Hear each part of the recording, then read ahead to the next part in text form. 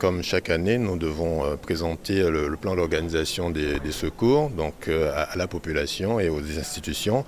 Présenter également, c'était l'objet pour nous, de présenter le service de gestion de prévention des risques que dirige M.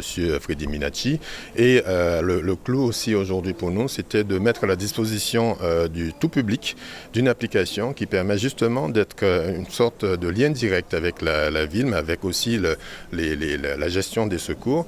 Et donc aujourd'hui, avec M. Karel Tarrer de la société Web Expansion Agency, eh bien, nous avons mis en commun un certain nombre de potentiels puisqu'il nous a permis de coucher sur une application la volonté que nous avions de permettre à la population de pouvoir justement interagir parce qu'on sait que le premier acteur de la sécurité, c'est d'abord nous-mêmes.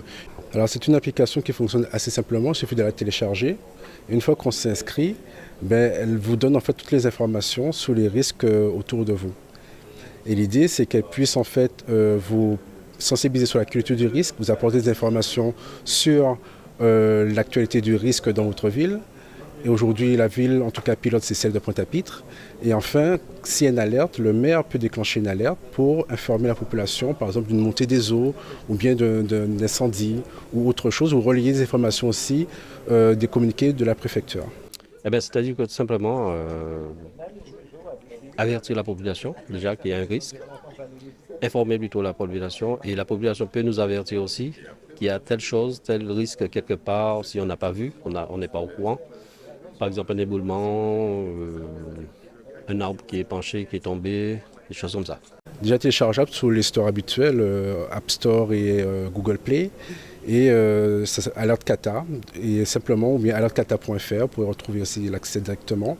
Et vous pouvez l'installer sur votre téléphone, créer votre compte, autoriser aussi bien sûr l'application à récupérer votre donnée GPS, à activer la caméra et à recevoir des notifications, parce que sinon ça risque de bloquer au niveau du fonctionnement de l'application. Aujourd'hui, je pense qu'il est important que chaque individu ait conscience du fait qu'ils peuvent être acteurs eux-mêmes de ces secours. Et donc, en agissant directement avec cette application, ça leur permettra aussi de répondre à des problématiques telles le lieu, telles les circonstances éventuellement. Et donc, ça permet aussi de répondre de façon appropriée à cette urgence. Donc, voilà ce que nous avons souhaité faire aujourd'hui en présentant ce plan d'organisation des secours.